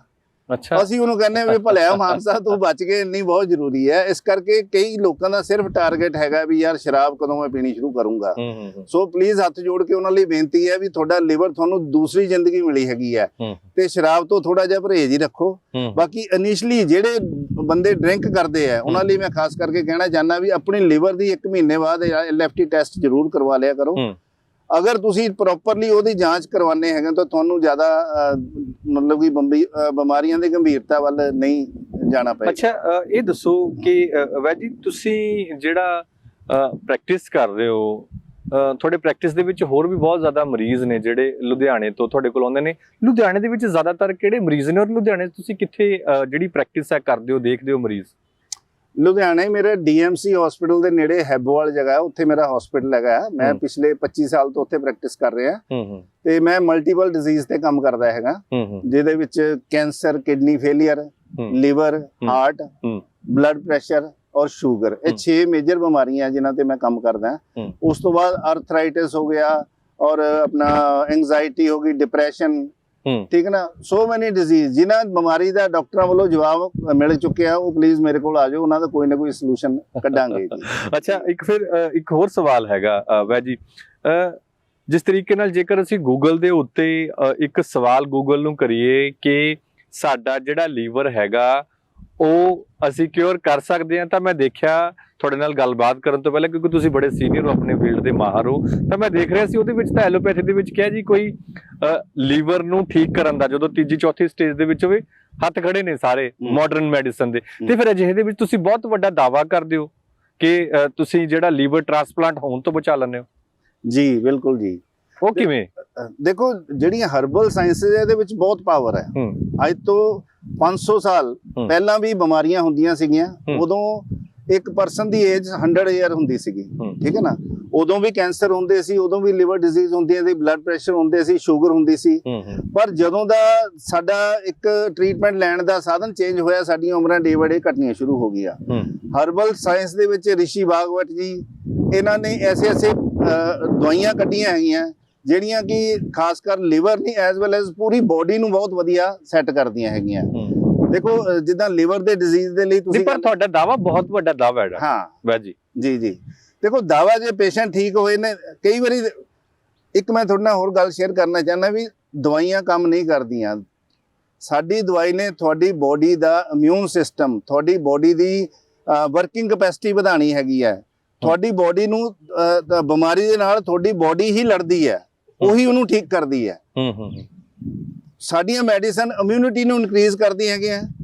ਦਵਾਈ ਬਹੁਤ ਜ਼ਿਆਦਾ ਨਹੀਂ ਕੰਮ ਕਰਦੀ। ਦਵਾਈ ਨੇ ਕੰਮ ਕਰਨਾ ਬੇਸ ਤੇ, ਰੀਜ਼ਨ ਤੇ, ਕਾਜ਼ ਤੇ ਕੰਮ ਕਰਨਾ ਵੀ ਕੀ ਕਾਰਨ ਹੈਗਾ, ਠੀਕ ਹੈ ਨਾ। ਹੋ ਸਕਦਾ ਦੂਸਰੀਆਂ ਸਾਇੰਸਾਂ ਉੱਤੇ ਜ਼ਿਆਦਾ ਨਾ ਕੰਮ ਕਰਦੀਆਂ ਹੋਣ, ਪਰ ਇਹਦੇ ਵਿੱਚ ਅਸੀਂ ਆਈ ਗॉट ਵੈਰੀ ਗੁੱਡ ਰਿਜ਼ਲਟ। ਅੱਛਾ ਵੈਦ ਜੀ, ਇੱਕ ਹੋਰ ਗੱਲ ਦੱਸੋ ਤੇ ਜਿਹੜਾ ਜਦੋਂ ਇਦਾਂ ਦਾ ਸਿਸਟਮ ਹੋ ਜਾਂਦਾ ਲਾਸਟ ਸਟੇਜ ਦੇ ਉੱਤੇ ਤੁਹਾਡੇ ਕੋਲ ਮਰੀਜ਼ ਪਹੁੰਚਦੇ ਨੇ, ਮੈਂ ਇੱਕ ਦੋ ਨੂੰ ਨਿੱਜੀ ਤੌਰ ਤੇ ਵੀ ਜਾਣਦਾ ਜਿਨ੍ਹਾਂ ਨੇ ਤੁਹਾਡੇ ਕੋਲੋਂ ਇਲਾਜ ਲਿਆ ਆਖਰੀ ਸਟੇਜਾਂ ਦੇ ਉੱਤੇ, ਤੇ ਅੱਜ ਉਹ ਪਹਿਲਾਂ ਨਾਲੋਂ ਜ਼ਿਆਦਾ ਠੀਕ ਨੇ। ਤੇ ਫਿਰ ਸਾਨੂੰ ਇਹ ਦੱਸੋ ਕਿ ਜਦੋਂ ਇਦਾਂ ਦਾ ਮਾਹੌਲ ਕ੍ਰੀਏਟ ਹੋ ਜਾਂਦਾ ਹੈ, ਤੁਹਾਡੇ ਕੋਲ ਅਜਿਹੀ ਕਿਹੜੀ ਗਿੱਦੜ ਸਿੰਘੀ ਹੈਗੀ ਹੈ ਕਿ ਜਿਹੜਾ ਉਹ ਬੰਦਾ ਹੈ ਉਹ ਤੁਸੀਂ ਉਹਨੂੰ ਮੌਤ ਦੇ ਮੂੰਹ ਚੋਂ ਖਿੱਚ ਲਿਆਉਣੇ? ਅਜਿਹਾ ਕੀ ਟ੍ਰੀਟਮੈਂਟ ਹੈਗਾ? ਕਿੰਨੇ, ਮਤਲਬ ਮੇਰਾ ਕਹਿਣ ਦਾ ਭਾਵ ਇਹ ਹੈ ਕਿ ਇੱਕ ਆਮ ਮਰੀਜ਼ ਨੂੰ ਜਿਹਨੂੰ ਇਸ ਤਰ੍ਹਾਂ ਦੀ ਬਿਮਾਰੀ ਹੈ, ਚਾਹੇ ਪਹਿਲੀ ਸਟੇਜ ਵਾਲਾ, ਚਾਹੇ ਦੂਜੀ ਵਾਲਾ, ਤੀਜੀ ਵਾਲਾ, ਚੌਥੀ ਵਾਲਾ, ਕਿੰਨਾ ਸਮਾਂ ਚਾਹੀਦਾ ਤੁਹਾਡੇ ਕੋਲ? ਦੇਖੋ ਪੇਸ਼ੈਂਟ ਦੀ ਕੰਡੀਸ਼ਨ ਤੇ ਡਿਪੈਂਡ ਕਰਦਾ ਹੈ। ਪੇਸ਼ੈਂਟ ਦੀ ਬੋਡੀ ਕਿੰਨੀ ਕੁ ਜ਼ਿਆਦਾ ਇਸ ਚੀਜ਼ ਨੂੰ ਆਪਣਾ ਪੋਜ਼ਿਟਿਵਲੀ ਲੈਂਦੀ ਹੈਗੀ ਹੈ। ਮੇਨ ਪਰਪਸ ਹੈਗਾ to cure the patient, whether any science. ਸਾਡਾ ਕੰਮ ਹੈ ਸਭ ਤੋਂ ਪਹਿਲਾਂ ਸਿਸਟਮ ਤੇ ਕੰਮ ਕਰਨਾ ਵੀ ਇਹ ਬਿਮਾਰੀ ਹੋਈ ਕਿਉਂ ਹੈਗੀ ਹੈ, ਠੀਕ ਹੈ ਨਾ। ਉਸ ਤੋਂ ਬਾਅਦ ਜਦੋਂ ਸਿਸਟਮ ਤੇ ਕੰਮ ਹੋਏਗਾ, ਸਲੋਲੀ ਦਵਾਈਆਂ ਦੇ ਵਿੱਚ ਬਹੁਤ ਪਾਵਰ ਹੈਗੀ ਹੈ, ਦਵਾਈਆਂ 'ਚ ਬਹੁਤ ਜਾਨ ਹੈ। ਸਭ ਤੋਂ ਪਹਿਲਾਂ ਤਾਂ ਉਹਨੇ ਲਿਵਰ ਦੀ ਰਿਪੇਅਰ ਕਰਨੀ ਸ਼ੁਰੂ ਕਰਨੀ ਹੈਗੀ ਹੈ। ਜਿਹੜੇ ਆਰਗਨ ਡੈਮੇਜ ਹੋਏ ਨੇ ਉਹਨਾਂ ਨੂੰ ਸਲੋਲੀ ਰਿਪੇਅਰ ਕਰਨਾ ਸ਼ੁਰੂ ਕਰਨਾ ਹੈ। ਜਦੋਂ ਰਿਪੇਅਰ ਹੋਣਾ ਸ਼ੁਰੂ ਹੋ ਗਿਆ, ਪੇਸ਼ੈਂਟ ਦੀ ਭੁੱਖ ਵਧਣੀ ਸ਼ੁਰੂ ਹੋ ਜਾਂਦੀ ਹੈਗੀ ਹੈ। ਉਹਨੂੰ ਜਿਹੜਾ ਉਲਟੀ ਦਾ ਮਨ ਹੈ ਉਹ ਠੀਕ ਹੋਣਾ ਸ਼ੁਰੂ ਹੋ ਜਾਂਦਾ ਹੈਗਾ। ਉਹ ਡੇ ਬਾਈ ਡੇ ਉਹਦਾ weight gain ਹੋਣਾ ਸ਼ੁਰੂ ਹੋ ਜਾਂਦਾ ਹੈ। ਜਦੋਂ weight gain ਸ਼ੁਰੂ ਹੋ ਗਿਆ ਤਾਂ ਮਤਲਬ ਪੇਸ਼ੈਂਟ ਨੂੰ ਫਰਕ ਪੈਣਾ ਸ਼ੁਰੂ ਹੋ ਗਿਆ। ਤਾਂ ਸਲੋਲੀ ਦੇਖੋ ਟਾਈਮ ਜ਼ਰੂਰ ਲੱਗਦਾ। ਸਾਡੇ ਕੋਲ ਕਈ ਵਾਰੀ ਪੇਸ਼ੈਂਟ 1 ਮਹੀਨੇ ਬਾਅਦ ਹੀ ਪੁੱਛਦੇ ਵੀ ਡਾਕਟਰ ਸਾਹਿਬ ਜ਼ਿਆਦਾ ਫਰਕ ਪਿਆ ਨਹੀਂ ਹੈਗਾ, ਕਿਉਂਕਿ ਜਿਹੜੀ ਬਿਮਾਰੀ ਮੰਨ ਲਓ 10 ਸਾਲ ਤੋਂ ਸਾਨੂੰ ਲੱਗੀ ਹੈ ਤਾਂ ਉਹਦਾ ਅਸੀਂ 10 ਦਿਨਾਂ ਦੇ ਵਿੱਚ ਰਿਜ਼ਲਟ ਨਹੀਂ ਦੇ ਸਕਦੇ। ਅਗਰ ਅਸੀਂ ਉਹਨੂੰ ਹੋਰ ਡਿਟੀਰੀਓਰੇਟ ਹੋਣ ਤੋਂ ਬਚਾ ਲਿਆ, ਇੰਨਾ ਹੀ ਸਾਡੇ ਲਈ ਬਹੁਤ ਅੱਛਾ ਹੈਗਾ। ਇੱਕ ਇਹ ਵੀ ਪੇਸ਼ੈਂਟ ਇਹਨੇ ਇੱਕ ਪੇਨਫੁਲ ਕੰਡੀਸ਼ਨ ਦੇ ਵਿੱਚੋਂ ਅਸੀਂ ਉਹਨੂੰ ਅੱਛੀ ਕੰਡੀਸ਼ਨ 'ਚ ਲੈ ਆਉਂਦੇ ਹਾਂ ਤਾਂ ਸਲੋਲੀ ਹੌਲੀ ਹੌਲੀ ਉਹ ਆਪਣੀ ਇਸ ਬਿਮਾਰੀ ਤੋਂ ਬਾਹਰ ਆਉਂਦਾ ਹੈ। ਪਰ ਤੁਸੀਂ ਇੱਕ ਹੋਰ ਚੀਜ਼ ਵੀ ਮੈਨੂੰ ਦੱਸ ਰਹੇ ਸੀ ਵੈਦ ਜੀ ਕਿ ਜਦੋਂ ਲੀਵਰ ਦੀ ਸਮੱਸਿਆ ਹੁੰਦੀ ਹੈ ਤਾਂ ਤੁਹਾਡੀ ਗ੍ਰਸਤੀ ਜ਼ਿੰਦਗੀ ਵੀ ਜਿਹੜੀ ਪ੍ਰਭਾਵਿਤ ਹੋ ਜਾਂਦੀ ਹੈ। ਪ੍ਰੋਬਲਮ ਲੀਵਰ ਦੇ ਵਿੱਚ ਹੁੰਦੀ ਹੈ ਤੇ ਇਲਾਜ ਅਸੀਂ ਆਪਣੀ ਗ੍ਰਸਤੀ ਵਾਲੀ ਜ਼ਿੰਦਗੀ ਦਾ ਕਰਵਾਈ ਜਾ ਰਹੇ ਹਾਂ, ਆਪਣੀਆਂ ਜੇਬਾਂ ਹਲਕੀਆਂ ਜਿਹੜੀਆਂ ਕਰਵਾਈ ਜਾ ਰਹੇ ਹਾਂ। ਲੀਵਰ ਦਾ ਵੀ ਕੋਈ ਰੋਲ ਹੈ ਜੀ ਇਸ ਚੀਜ਼ 'ਚ? ਦੇਖੋ ਲਿਵਰ ਸਾਡਾ, ਮੈਂ ਤੁਹਾਨੂੰ ਪਹਿਲਾਂ ਹੀ ਦੱਸ ਕੇ ਹਟਿਆ ਵੀ 500 ਦਿਨਾਂ ਦਾ ਫੰਕਸ਼ਨ ਕਰਦਾ ਹੈ। ਹਰੇਕ ਆਰਗਨ ਨੂੰ ਉਹਨੇ ਹਰੇਕ ਉਹਦੀ ਰਿਕੁਆਇਰਮੈਂਟ ਪਛਾਣੀ ਹੈਗੀ ਹੈ। ਜਦੋਂ ਸਾਡਾ ਓਟੀਪੀਟੀ ਵਧਣਾ ਸ਼ੁਰੂ ਹੋਏ, ਉਸ ਤੋਂ ਬਾਅਦ ਸਾਡਾ ਸਪਲੀਨ, ਪੈਂਕਰੀਆਸ, ਹਾਰਟ ਔਰ ਸਾਡੇ ਜੋ ਇੱਕ ਆਰਗਨਸ ਹੈ ਉੱਥੇ ਸਪਲਾਈ ਜਾਣਾ ਘੱਟ ਹੋ ਜਾਂਦੀ ਹੈਗੀ ਹੈ ਤੇ ਸਲੋਲੀ ਸਾਡੇ ਆਰਗਨਸ ਦੀ ਵਰਕਿੰਗ ਘਟ ਜਾਂਦੀ ਹੈਗੀ ਹੈ, ਜਿਹਦੇ ਨਾਲ ਡੇ ਬਾਈ ਡੇ ਪੇਸ਼ੈਂਟ ਥੋੜਾ ਇਰੀਟੇਟ ਹੋਣਾ ਸ਼ੁਰੂ ਹੋ ਜਾਂਦਾ ਹੈਗਾ, ਠੀਕ ਹੈ ਨਾ। ਉਸ ਤੋਂ ਬਾਅਦ ਮੈਂ ਇਸ ਚੀਜ਼ ਤੇ ਇਹਦੇ ਤੇ ਕਾਫੀ ਵਰਕਿੰਗ ਕਰ ਰਿਹਾ ਹੈਗਾ ਕਿ ਅਗਰ ਇੱਕ ਹੈਲਦੀ ਪਰਸਨ ਇੱਕ ਸੈਕਸੁਅਲ ਲਾਈਫ ਵਧੀਆ ਜੀ ਰਿਹਾ ਹੈਗਾ ਤਾਂ ਉਹਨੂੰ ਬਿਮਾਰੀ ਜਲਦੀ ਨਹੀਂ ਲੱਗਦੀ। ਜੀ ਜੀ, ਠੀਕ ਹੈ ਨਾ। ਅੱਛਾ, ਤੇ ਫਿਰ ਇੱਕ ਹੋਰ ਦੱਸੋ ਕਿ ਜੇਕਰ ਸਾਡਾ ਲੀਵਰ ਗੜਬੜਾ ਜਾਂਦਾ ਹੈ ਤੇ ਵਜ਼ਨ ਵੀ ਬੰਦੇ ਦਾ ਘਟ ਸਕਦਾ ਹੈ ਜਾਂ ਬਹੁਤ ਜ਼ਿਆਦਾ ਘਟ ਸਕਦਾ ਹੈ ਜਾਂ ਬਹੁਤ ਜ਼ਿਆਦਾ ਵੱਧ ਸਕਦਾ ਹੈ, ਇਦਾਂ ਦੇ ਵੀ ਤੁਸੀਂ ਕੇਸਿਸ ਦੇਖੇ ਨੇ? ਹਾਂ ਬਿਲਕੁਲ ਜੀ, ਜਦੋਂ ਲਿਵਰ ਖਰਾਬ ਹੋਣਾ ਅਸੀਂ 100 ਸਾਲ ਦਾ ਪਰਸਨ 100 ਕਿਲੋ ਦਾ ਪਰਸਨ 30 ਕਿਲੋ ਦਾ ਰਹਿੰਦਾ ਦੇਖਿਆ। ਸਿਰਫ ਉਹਨਾਂ ਦਾ ਪੇਟ ਦਿਖਦਾ, ਬਾਹਾਂ ਇੰਨੀਆਂ ਪਤਲੀਆਂ ਹੋ ਜਾਂਦੀਆਂ ਹੈਗੀਆਂ। ਜਦੋਂ ਇਨਟੇਕ ਨਹੀਂ ਹੋਣਾ, ਅਸੀਂ ਖਾ ਵੀ ਜ਼ਬਰਦਸਤੀ ਰਹੇ ਹੈਗੇ ਆ ਤੇ ਉਹਨੇ એનર્ਜੀ ਦੇ ਵਿੱਚ ਕਨਵਰਟ ਨਹੀਂ ਹੋਣਾ। એનર્ਜੀ ਦੇ ਵਿੱਚ ਕਨਵਰਟ ਨਹੀਂ ਹੋਏਗਾ, ਉਹ ਸਾਡੀ ਬੋਡੀ ਨੂੰ ਨਹੀਂ ਲੱਗੇਗਾ, ਠੀਕ ਹੈ ਨਾ। ਇਸ ਕਰਕੇ ਡੇ ਬਾਈ ਡੇ ਉਹਦਾ weight ਲਾਸ ਹੋਈ ਜਾਣਾ ਹੈਗਾ। ਵੱਧ ਵੀ ਸਕਦਾ ਜੀ weight? ਨਹੀਂ ਵੱਧ, ਸਿਰਫ ਪਾਣੀ ਦੇ ਕਰਕੇ ਪੇਟ ਹੀ ਸਿਰਫ ਵੱਧ ਜਾਂਦਾ, weight ਨਹੀਂ ਵੱਧਦਾ ਹੈਗਾ। ਜੀ ਜੀ ਜੀ। ਅੱਛਾ ਵੈਦ ਜੀ, ਫਿਰ ਜਾਂਦੇ ਜਾਂਦੇ ਮਾਸ਼ਾਅੱਲਾ ਤੁਸੀਂ ਪੂਰੀ ਤਰ੍ਹਾਂ ਫਿੱਟ ਹੋ, 25-30 ਸਾਲ ਹੋ ਗਏ ਤੁਹਾਨੂੰ ਆਪਣੀ ਪ੍ਰੈਕਟਿਸ ਕਰਦੇ ਆ। ਤੁਹਾਡਾ ਜ਼ਿੰਦਗੀ ਜਿਉਣ ਦਾ ਕੀ ਫਾਰਮੂਲਾ? ਤੁਸੀਂ ਕਿਵੇਂ ਜ਼ਿੰਦਗੀ ਜਿਉਂਦੇ ਹੋ? ਖਾਣ ਪੀਣ ਦੇ ਮਾਮਲੇ ਦੇ ਵਿੱਚ, ਸੋਚਣ ਦੇ ਮਾਮਲੇ 'ਚ ਉਹ ਵੀ ਫਰਕ ਪਾਉਂਦਾ ਲੀਵਰ ਤੇ? ਬਿਲਕੁਲ ਜੀ ਬਿਲਕੁਲ। ਦੇਖੋ ਆਪਣੇ ਆਪ ਨੂੰ ਤੁਹਾਨੂੰ 1 ਘੰਟਾ ਜ਼ਰੂਰ ਦੇਣਾ ਚਾਹੀਦਾ, ਚਾਹੇ ਉਹ ਸੈਰ ਹੈ, ਐਕਸਰਸਾਈਜ਼ ਹੈ। 1 ਘੰਟਾ ਆਪਣੇ ਆਪ ਨੂੰ ਦਿਓ। ਨੰਬਰ 2 ਤੇ ਡਾਈਟ, ਬਾਹਰਲੀਆਂ ਚੀਜ਼ਾਂ, ਫਾਸਟ ਫੂਡ, ਮੈਦੇ ਵਾਲੀਆਂ ਚੀਜ਼ਾਂ ਟੋਟਲੀ ਬੰਦ ਕਰ ਦਿਓ। ਆਪਣੇ ਡਾਈਟ ਦੇ ਵਿੱਚ ਗ੍ਰੀਨ ਵੈਜੀਟੇਬਲ ਔਰ ਫਰੂਟਸ ਵਧਾ ਦਿਓ। ਠੀਕ ਹੈ। ਇੱਕ ਖਾਣ ਦਾ ਪਾਰਟਿਕੂਲਰ ਟਾਈਮ ਰੱਖੋ ਵੀ ਇਸ ਟਾਈਮ ਹੀ ਖਾਣਾ ਹੈ, ਨਹੀਂ ਵੀ ਜਦੋਂ ਕੋਈ ਆ ਗਿਆ ਉਹ ਚੱਕਿਆ ਮੂੰਹ ਦੇ ਵਿੱਚ। ਆਪਣੀ ਬੋਡੀ ਨੂੰ ਗਟਰ ਨਾ ਬਣਾਓ। ਜਿੰਨਾ ਤੁਸੀਂ ਡਾਈਟ ਦੇ ਹਿਸਾਬ ਨਾਲ ਆਪਣੇ ਆਪ ਨੂੰ ਮੈਨੇਜ ਕਰ ਸਕਦੇ ਹੈਗੇ ਹੋ, ਡਾਈਟ ਔਰ ਐਕਸਰਸਾਈਜ਼ 2 ਚੀਜ਼ਾਂ ਹੈ, ਉਹ ਤੁਸੀਂ ਠੀਕ ਰੱਖੋਗੇ ਤਾਂ ਤੁਹਾਨੂੰ 70% ਕੋਈ ਦਵਾਈ ਖਾਣ ਦੀ ਜ਼ਰੂਰਤ ਨਹੀਂ ਪਏਗੀ। ਜੀ ਜੀ, ਬਹੁਤ ਬਹੁਤ ਸ਼ੁਕਰੀਆ ਜੀ। ਬਹੁਤ ਕੀਮਤੀ ਸਮਾਂ ਹੁੰਦਾ ਹੈ ਡਾਕਟਰ ਸਾਹਿਬ ਤੁਹਾਡਾ, ਤੁਸੀਂ ਸਾਡੇ ਨਾਲ ਆਪਣਾ ਸਮਾਂ ਕੱਢਿਆ, ਇਸ ਲਈ ਤੁਹਾਡਾ ਬਹੁਤ ਬਹੁਤ ਸ਼ੁਕਰੀਆ। Thank you. ਧੰਨਵਾਦ ਜੀ। ਜੀ ਬਹੁਤ ਸ਼ੁਕਰੀਆ। ਸੋ ਇਹ ਸਨ ਡਾਕਟਰ ਰਾਜੇਸ਼ ਠਾਕੁਰ, ਜਿਨ੍ਹਾਂ ਨੇ ਆਪਣੀ ਜ਼ਿੰਦਗੀ ਦਾ ਤਜਰਬਾ ਤੁਹਾਡੇ ਨਾਲ ਸਾਂਝਾ ਕੀਤਾ। ਜਿਹੜੇ ਵੈਦ ਰਾਜੇਸ਼ ਠਾਕੁਰ ਨੇ, ਇਹਨਾਂ ਨੂੰ ਵੈਦ ਵੀ ਕਹਿ ਸਕਦੇ ਹਾਂ ਅਸੀਂ, ਡਾਕਟਰ ਵੀ ਕਹਿ ਸਕਦੇ ਹਾਂ, ਕਿਉਂਕਿ ਇਹ ਡਾਕਟਰ ਪਹਿਲਾਂ ਸੀ ਤੇ ਹੁਣ ਇਹ ਵੈਦ ਅਸੀਂ ਇਹਨਾਂ ਨੂੰ ਕਹਿੰਦੇ ਹਾਂ ਜ਼ਿਆਦਾਤਰ, ਤੇ ਕਿਉਂਕਿ ਇਹ ਹੁਣ ਜਿਹੜਾ ਹਰਬਲ ਵਾਲੇ ਪਾਸੇ ਆਏ ਹੋਏ ਨੇ। ਸੋ ਕੁੱਲ ਮਿਲਾ ਕੇ ਜੋ ਸਾਡੀ ਜਾਣਕਾਰੀ ਸਾਨੂੰ ਮਿਲੀ ਸੀ ਕਿ ਕਿਸ ਤਰੀਕੇ ਨਾਲ ਇਹਨਾਂ ਦੀ ਇੱਕ ਵੀਡੀਓ ਪਹਿਲਾਂ ਵੀ ਅਸੀਂ ਤੁਹਾਨੂੰ ਦਿਖਾਈ ਸੀ, ਉਸ ਵੀਡੀਓ ਤੋਂ ਬਾਅਦ ਬਹੁਤ ਜ਼ਿਆਦਾ ਸਵਾਲ ਜਵਾਬ ਜਿਹੜੇ ਆਏ ਸੀ, ਉਹਨਾਂ ਹੀ ਸਵਾਲਾਂ ਦੇ ਵਿੱਚੋਂ ਜਿਹੜਾ ਅਸੀਂ ਤੁਹਾਡੇ ਨਾਲ ਜਿਹੜੀ ਲੀਵਰ ਦੀ ਸਮੱਸਿਆ ਬਾਬਤ ਜਿਹੜਾ ਪੁੱਛਿਆ ਗਿਆ ਸੀ, ਲੋਕਾਂ ਦੇ ਜਿੰਨੇ ਸਵਾਲ ਆਏ, ਮੈਂ ਕੋਸ਼ਿਸ਼ ਕੀਤੀ ਹੈ ਕਿ ਉਹਨਾਂ ਨੂੰ ਨਿਭਾ ਸਕਾਂ। ਫਿਰ ਵੀ ਤੁਸੀਂ ਜੇਕਰ ਡਾਕਟਰ ਰਾਜੇਸ਼ ਠਾਕੁਰ ਜੀ ਨੂੰ ਗੱਲਬਾਤ ਕਰਨੀ ਚਾਹੁੰਦੇ ਹੋ ਤਾਂ ਜਿਹੜਾ ਨੰਬਰ ਹੈਗਾ ਉਹ ਸਕਰੀਨ ਦੇ ਉੱਤੇ ਚੱਲ ਰਿਹਾ ਹੈ। ਤੁਸੀਂ ਇਹਨਾਂ ਨੂੰ ਹੈਬੋਵਾਲ ਲੁਧਿਆਣਾ ਦੇ ਕੋਲ ਜਿਹੜਾ ਖੇਤਰ ਪੈਂਦਾ ਹੈ, ਡੀਐਮਸੀ ਦੇ ਕੋਲ ਜਿਹੜਾ ਖੇਤਰ ਪੈਂਦਾ ਹੈ ਲੁਧਿਆਣਾ ਦੇ ਵਿੱਚ, ਉੱਥੇ ਆ ਕੇ ਕਦੇ ਵੀ 10 ਤੋਂ 5 ਵਜੇ ਤੱਕ ਜਿਹੜਾ ਉਹ ਮਿਲ ਸਕਦੇ ਹੋ। ਫਿਲਹਾਲ ਇਹ ਗੱਲਬਾਤ ਕਿਵੇਂ ਲੱਗੀ, ਇਹ ਤੁਹਾਨੂੰ ਜਿਹੜੀ ਵੀਡੀਓ ਹੈ ਕਿਸ ਤਰ੍ਹਾਂ ਲੱਗੀ, ਇਸ ਬਾਬਤ ਵੀ ਤੁਸੀਂ ਆਪਣੀ ਰਾਏ ਸਾਨੂੰ ਜ਼ਰੂਰ ਦਿਓ। ਫਿਲਹਾਲ ਮੈਨੂੰ ਇਹ ਗੱਲਬਾਤ ਇੱਥੇ ਹੀ ਖਤਮ ਕਰਨ ਦੀ ਦਿਓ ਆਗਿਆ। ਧੰਨਵਾਦ।